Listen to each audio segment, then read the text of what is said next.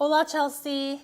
I've been submitting my resume and interviewing with global companies in English, but no luck so far.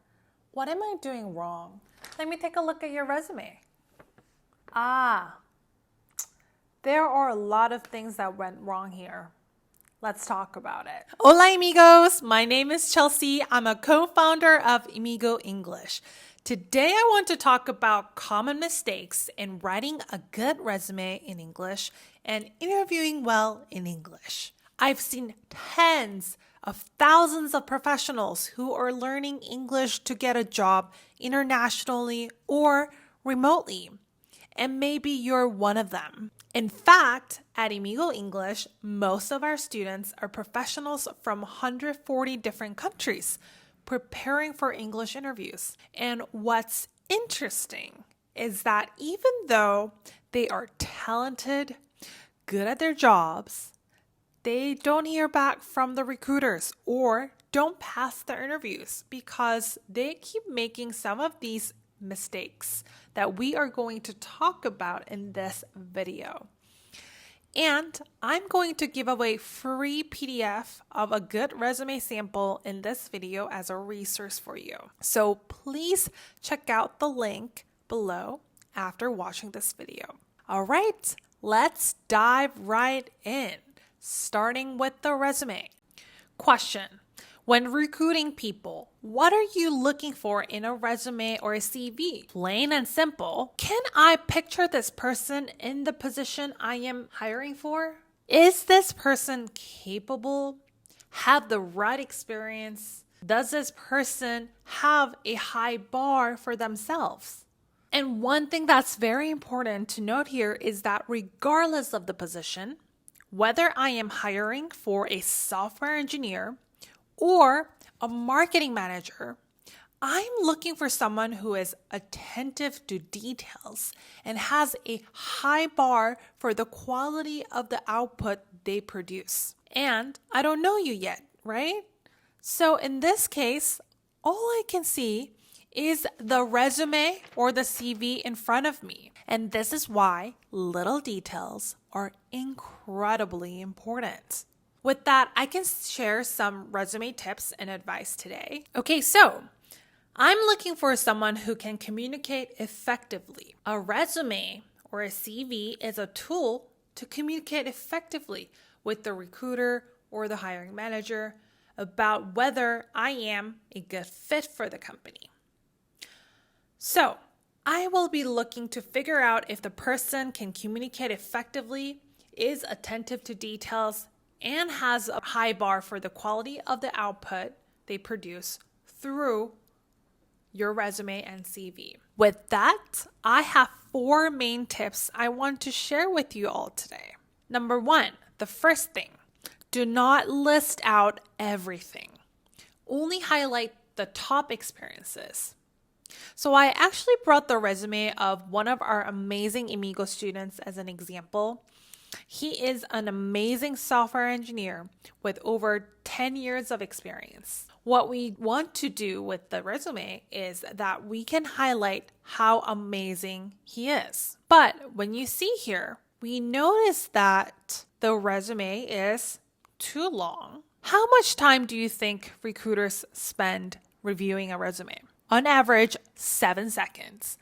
This means you have to communicate only the most important things in a short amount of time in a small space. I know there are a ton of things you can write on your resume about, especially if you have a lot of experiences.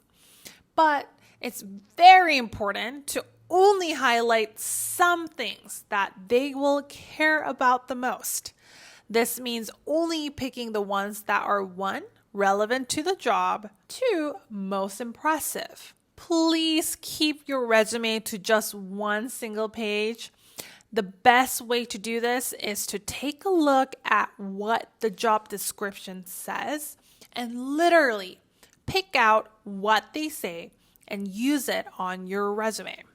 And of course, you have to have the experience that you claim you do have. But this helps you eliminate other experiences that are not must-haves on your resume. making your resume concise and straight to the point so that your recruiter can capture who you are right away in 7 seconds. And very important here, this also helps you bypass the ATS, Applicant Tracking System filter, the software the recruiters use to go through the resumes very quickly. If you use the exact keywords that the job description has used, you lower the chance of getting filtered out by the system before it even gets in front of the recruiters. For example, here, it says they want someone who has experience working effectively across the life cycle marketing ecosystem, including close collaborations with BI, analytics, product, paid media, demand generation, product marketing. So your bullet point can be executed lifecycle marketing campaigns effectively across BI, analytics, product, paid media, etc., resulting in 50% revenue growth. And before we continue, if you've been looking for ways to improve and practice your English, you are in the right place. At Amigo, we make you feel like you're living in the United States through role plays and real people and AI feedback. You will learn English faster and in more fun ways. Here's what our students say about us. I've been with Amigo for 8 months now, and I can notice the change. Now I can participate more in meetings. I can convey my ideas and even make presentations in English, which is really awesome. I have been with Amigo for a whole year now. I'm Angela from Colombia. So Amigo has a unique approach where you get this practice with people that the same as you are trying to improve in their English speaking skills. And you get to talk about very different topics, and that is so important because you expand your vocabulary and you finally use all the grammar that you have learned. What is really special about it is the team. They are great. I think I've never met people so supportive. We have a holiday sale going on at Amigo English right now, so click the link below and I will see you there. Also, I send out free English lesson newsletters every week, so I'll link the newsletter subscription link below as well. All right, back to the video. Resume tip number 2. Please be consistent with your bullet points and use powerful verbs. What does that mean? As you can see here, some bullets start with an action verb. For example, develop. And then some other bullets here start with a noun. Make sure that all the bullet points start with the same form. This shows that you are attentive to details and try to make every output you create a quality, completed product with consistency. Well, okay, Chelsea, I will make all my bullet points consistent with action verbs. What do I do next? Well, what you do next is to check if those action verbs are powerful. What do I mean by powerful? Start with an action verb like developed, led, spearhead, created. Any action verbs that make you seem like you are an active member of the project, team, company, etc. It needs to show that you are not passive, someone who likes to sit around, wait around for someone else's direction. This is important because I notice a lot of students are too humble and often use verbs that are less powerful. For example, assisted with. This can sound vague or like you are passive in a supporting role. Instead, you can use contributed to, collaborated on, drove efforts for. Another one is responsible for. This often feels less direct and dynamic. It feels like you're just doing a job duty rather than an accomplishment. Alternatives could be oversaw, led, managed, executed. Another common one is participated in, involved in. You can replace that with facilitated, developed, played a key role in, drove, took ownership of, achieved. This is another passive sounding verb. You can replace it with secured, spearheaded, delivered, exceeded. Please make sure to use powerful action verbs. Okay, resume tip number 3. Do not undersell yourself by not using the numbers. One of the biggest mistakes global candidates make is forgetting to put things in perspective of the employer. For example, in your country, maybe the program or the competition you entered in is so well known that it doesn't need an explanation. For example, here, our student wrote that they won a ton of awards. Maybe these are well-known awards and certificates in his own country. But if your potential employer is not based in your country, they might not know that. So it's important to put the numbers to help the employers picture how big your accomplishment was. So for example, you can say ABC program, parenthesis, less than 1% acceptance rate. XYZ competition, parenthesis, first place amongst 10,000 participants. DF award, award for top 10% performers. Same goes for all your bullet points. Do not just stop at developed an app. Write out how you developed this app and what the business result was. Developed an app from zero and scaled to 100,000 users in 140 different countries with a team of 3. Otherwise, they don't know how much of a big deal this was, right? Maybe this was a project that everyone wanted to get on because it was super high impact. Maybe this was a project that was super difficult with just limited resources. It's very important to quantify using the numbers on your resume so that the employers understand the scale and significance of it. This helps them also picture the big impact you will be able to bring to the team, to the company in the future. Last but not least, number 4 resume tip, avoid using buzzwords. I often see students using words like strong leader or an effective communicator in their resume introduction section. Yes, these are important characteristics that you want to highlight to your potential employer. But we want a doer, not a talker.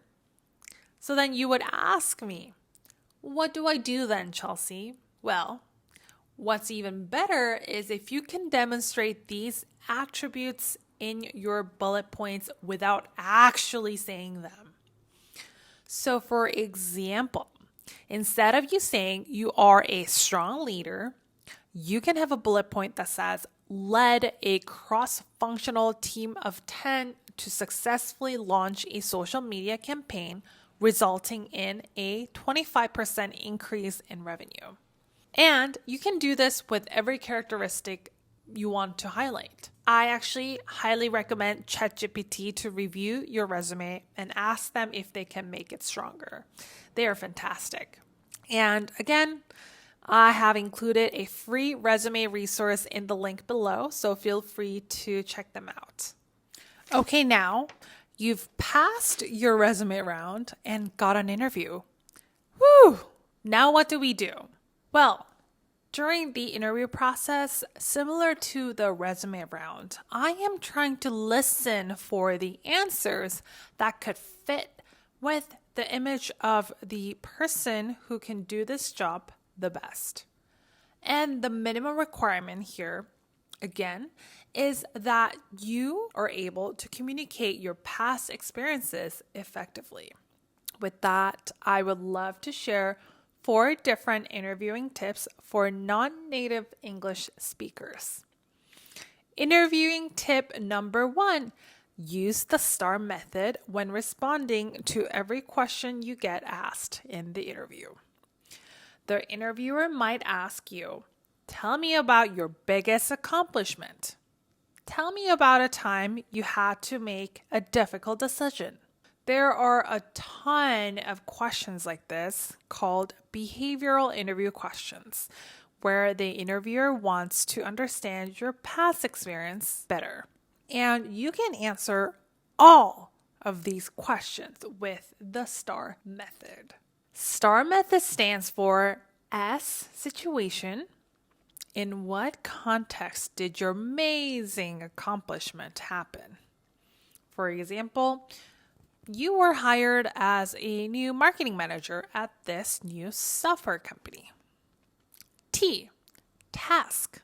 What challenges did you have to face, or what goal did you want to achieve? For example, you had a goal to improve your revenue by 50% this year, but you only had 2 people on your team with a limited budget. A, action. What action did you take? What skills did you use? For example, maybe you were creative and you came up with super creative ways to market the product.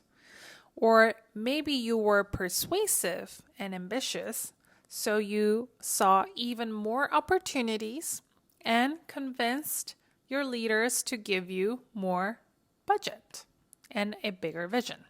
R, result. What was the result? What did you learn from the experience? Why is this the project you are most proud of? For example, you surpassed your goal. You improved the revenue not just by 50%, but by 80%. Again, here you really need to use a number, dollar amount or percentage or number of people to highlight the impact. The reason why you can answer any interview questions in this format is because this format makes it super easy for your interviewer to follow. And what does this mean? This means that it makes you sound like a great communicator, which you are. And the key here is to tell a story. And to tell a story, there's a main character, right? Which is you. And this main character go through a challenge or a problem, and you solve that problem, and then there's a result. So that's how you should answer an interview question. Also, before you give a STAR method answer, a great way to start your response is with one quick summary of the story so that your interviewer can follow your story even better. So for example, if the question is, tell me about a time when you had to be creative, then you can start your story with, absolutely, I would love to. I can tell you about a time when we had to come up with creative ways to sell 5,000 books in a month with a team of only 3 people. And then you follow the STAR method in your response. A lot of interview questions are pretty similar to each other. They ask about your proudest accomplishments, the most challenging project you've done, how you handle conflicts, etc. So I would say prepare 5 to 6 different stories and you will be able to use them interchangeably. For example, that same story about me having to sell 5,000 books in a month with a team of 3 people can be used to answer the questions like the time I had to work with limited resources, the most challenging project, or the proudest accomplishment, etc. Interviewing tip number 2, be very specific about the company and the role. A lot of candidates I've interviewed before, even though they had a fantastic background, when asked, why do you want to join our team? They would say something vague like, I want to work for an education company, or I want to join a startup. These vague answers will make the interviewer feel like you are just applying for every other company and that they're not special. This makes them feel like you're not genuinely interested in working for them. It's going to be difficult for you to stand out. Think about dating. Let's say I ask a guy, why do you want to date me? And the guy goes, well, I want to date a woman. Or, oh, because you are a woman. How would you feel? Even if you don't exactly know what you want and are looking for, and even if you are genuinely open with your choices, try to give more specific responses by doing more research to understand how each company and each team is different from other companies in the industry. And figure out a way to personally connect that to your background and explain why you specifically are better fit against other candidates. For example, you can say, your company has a very interesting approach to English learning with peer-to-peer methodology, which has never done before successfully in the market. I believe in improving English through real people based on my own experience of having learned English myself. I want to be a part of that mission. Interviewing tip number 3, do not say things like, I'm here to learn or I'm looking for a work-life balance. Okay, we all are always trying to learn. No one knows everything from the beginning, right? And of course, work-life balance is important to everyone, right? You want to live and be happy. But the employers do not know how amazing you are yet. So saying these things in the interview process could give them a wrong impression. For example, saying things like, I applied because I want to learn about AI when the position is about looking for someone who is skilled in AI will make the interviewer think, well, we're not a school. This is not where you come to learn. This is where you come to make our team bring results and make more money. So instead of focusing on how you're here to learn, try to focus on the value you're bringing in. Okay, maybe you do have limited experience, but still, maybe you do have some in AI, and you truly do want to learn further. Then say something like, I see my background in AI through insert specific experience, coursework, or projects you've done, as an opportunity to build on that experience and contribute to the cutting edge work that your team is doing. Notice that I said I want to use my background in already existing experience to contribute to the cutting edge work and continue to build on that experience. This helps me not sound like I am using the company as if they are a free training program. Instead, it makes it sound like I am, here to help the company with your skills, my skills. Okay then, how about I'm looking for a work-life balance? This response might make you look like you might not be a hard worker or a team player. Again, there's nothing wrong with actually valuing work-life balance in your real life. But again, these people don't know you yet, and I don't want you to risk them getting the wrong impression about you. So, here, instead of directly asking them or saying this in an interview, try your best to look for how they describe their team and the company.